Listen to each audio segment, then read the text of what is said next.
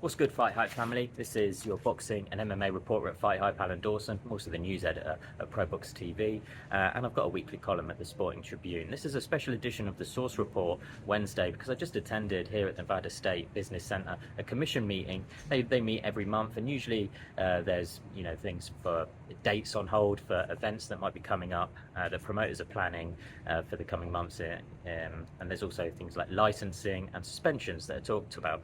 Today was no different. Two of boxing's major promoters have put in requests for dates in the coming months. TGB Promotions, for instance, wanted November 4th and November 11th held for potential shows at the T-Mobile Arena or the MGM Grand Garden Hotel. TGB also put in a request for December 9th and December 30th for holds for possible events at the T-Mobile Arena or MGM Grand Garden Arena.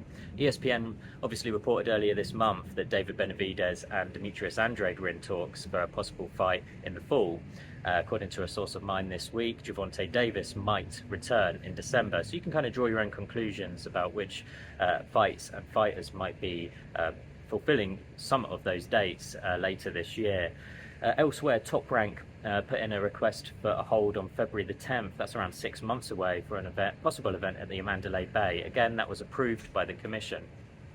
The second part of the meeting went on for quite some time. It was an hour discussion led by Jeff Nowitzki, the SVP of Athlete Health and Performance at the UFC, and Daniel Eichner, a doctor that Jeff Nowitzki brought with him, who was previously the science director at USADA. And the UFC seems like they're trying to push forward with how drug testing and drug reporting should evolve with the modern era. So there are 6 substances that were cited that there should be a kind of allowance for a fighter to have a minimal amount in their system.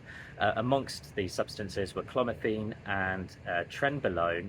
And the argument the UFC is putting forward is that with advances in the way that drug testing works these days, where they can detect so many things, and the way that food is consumed, specifically in Central America and North America, where meat contamination is possible, where they argue that an athlete might unwittingly consume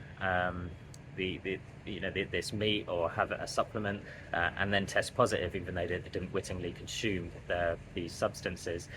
The threshold that they're looking to get through as an allowance with the commission is 100 picograms per litre. And the argument that Nowitzki put forward was that this is in his words, a conservative amount, because to have any advantage in any of these substances, an athlete would need to be cycling for around a 2-3 week period. Whereas one therapeutic use, Nowitzki argued, wouldn't really have any beneficial advantage when it came to athletic performance. And 100 picograms, he argued, is 1/10,000th of one therapeutic use. What the commission doesn't want to get involved in, according to Anthony Marnell, is they don't want to be an adjudicator. And they don't want to change their laws or regulations, Marnell said.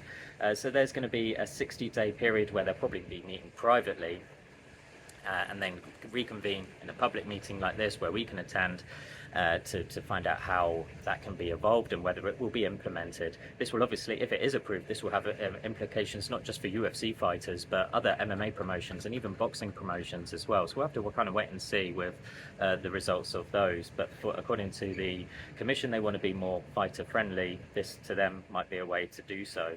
And that's it I've got for you today, FightHype. But don't forget to like, comment and subscribe until we come next time for another edition of the Source Report. Thanks. Peace.